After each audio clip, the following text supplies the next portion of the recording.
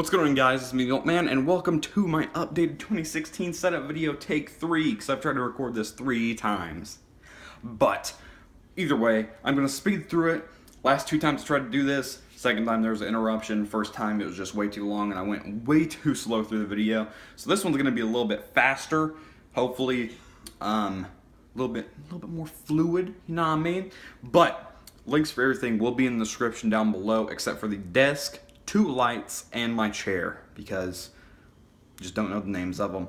But let's go ahead and get right into kind of like the green screen portion of the video. This is, or I have 2 of these. They're 2 NEEWER lights, newer umbrella lights. Great lights. They're only like 50 bucks, and they light the green screen very well. The green screen, don't know the name of it. I was trying to find the link for it, but it's an awesome green screen. Just the perfect color for chroming out in chroma keying out in OBS. Next, we have my chair. Now, the chair has seen 100% better days. Just a clean butt imprint from where I've sat in it. The mesh is starting to like wear away. It's rough. But as you can see, I'm due for an upgrade. Like, the mesh is separating from the back and everything like that. So I'm not too comfortable after sitting in this chair for like an hour, 2. I'm gonna say 2.5 hours. So it makes it really difficult to stream for extended periods of time or do anything like that. But let's go ahead and get into the meat and potatoes of the setup. First off, Sharpie. Just do some tippity tapping when I'm not doing anything, or I'm just bored. So first up is my mouse. Now this is my Roccat Kone XTD. And I've actually taken off this little plate down here. It screws off. I didn't like break it off or anything. But you can put weights in this mouse. I don't like doing that because it sets off the weight of the mouse. It makes the back of it really, really heavy.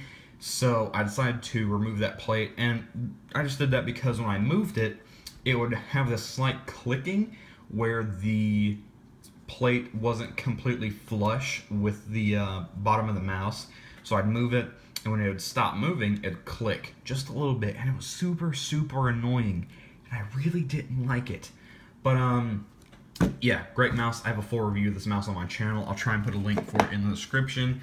Next is the newest addition to the setup, which is my Razer, oh god, hit the microphone, Razer Goliathus Extended, Overwatch Edition, Razer Goliathus Extended Speed Edition. What a heck of a name for a mouse pad.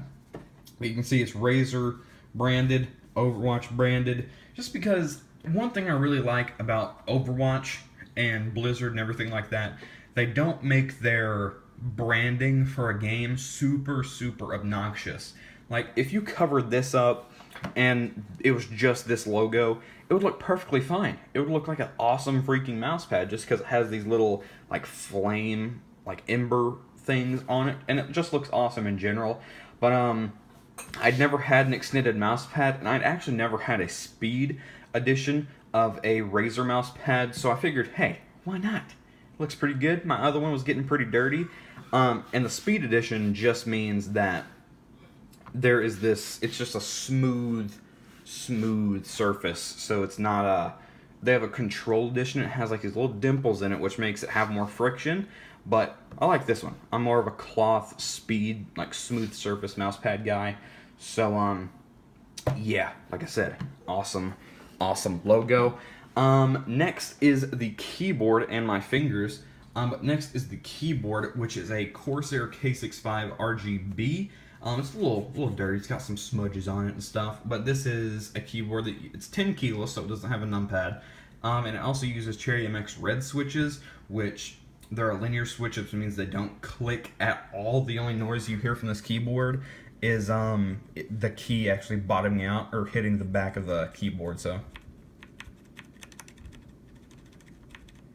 And then that's it hitting the back of the keyboard. So, super nice keyboard. I can't really game with any other keyboard now, just because if I used a mechanical switch like my Black Widow, my fingers are so weak from having used these super low actuation weight keys that I just can't go back to any other keyboard.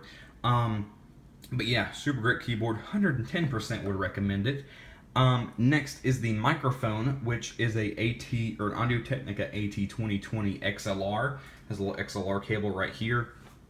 And it's a great keyboard. I used to use a Blue Snowball, and I decided it was time to upgrade just because I'm going to start streaming and everything like that.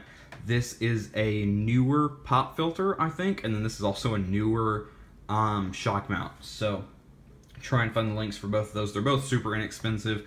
This was like $4. This was like 10 maybe. Then this is, I think this is actually like a newer microphone arm, but there's no actual branding on it, and I've had it for like 2 years, so I don't know. But good microphone arm. Only thing is it kind of squeaks. It's pretty bad. Kind of squeaks a little bit. Over here is my Behringer Xenix 302 mixer or something. I can't remember the exact name of it, but the XLR cable goes from the microphone, feeds into that, and then it converts to a USB, which goes into the back of my computer, which it makes it awesome. Makes it nice and simple. Makes it where the microphone sounds completely awesome. And I can also change the gain with that knob, the microphone volume with that knob, and then the no delay playback with that knob. So pretty awesome. Would recommend just because it's super inexpensive in terms of like the product you're getting. Next we have just some classic silver aviators, which I never wear because I never wear sunglasses. Then we have my webcam. For some reason, I cannot remember the name of my webcam right now. Don't know why. Can't remember the name of it. Is it a Logitech C920? That's the name of it. Logitech C920. Good webcam, 1080p, does everything I need it to do, works fine with my green screen and everything. Then we have my monitor, which is a Asus VGH Q4E or something like that. I can't remember the name of it off the top of my head because it's really weird. But all that matters is it's 144 hertz, 1 millisecond response time, does everything I need it to do, has crystal clear imagery, and it has great colors. Like, I like the saturation on the colors.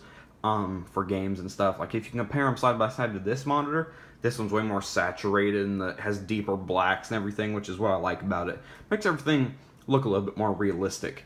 Then over here we have it's just my secondary monitor. It's a ViewSonic, some random ViewSonic monitor. I'll try and find the link for it, but it's 60 hertz, like an 8 millisecond response time. It's not a gaming monitor at all. I use it primarily for when I'm streaming. I put Twitch chat over here, and then I put OBS over here, or if I'm not streaming, it's like my messages and everything over here, or Twitter or something, and then TeamSpeak over here. So that's primarily what I use that for. I think the only thing we are forgetting, or I'm forgetting, is the headphones, which this is my primary gaming pair of headphones. These are the Audio Technica ATH AD700Xs. They're open back headset, nice black and gray contrast color scheme. Great pair of headphones.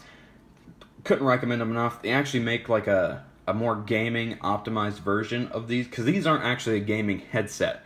They do make a gaming optimized version of these though, where it has a built-in microphone and everything like that. And there's also a closed back version of the gaming version of this headset. So nice pair of headphones. And then we have my primary microphone monitoring and travel headphones, which these are my Audio Technica M50Xs, and right there you can remove the little cable, and that's what's in that bag over there. It's the 2 extra cables that I use for traveling and stuff like that. These, like I said, are more for like music, and I use them to monitor the microphone. The reason I use these for music is because they have a little bit more bass than these headphones. When I'm gaming, I don't like a lot of bass in my headphones, just because it takes away from like the footsteps and everything like that you really need to hear. And these just have that little punch of bass. They don't have an outrageous amount of bass, but they have just the perfect amount of bass that I like in a headphone. So couldn't recommend these enough. But yeah, I think that's pretty much it.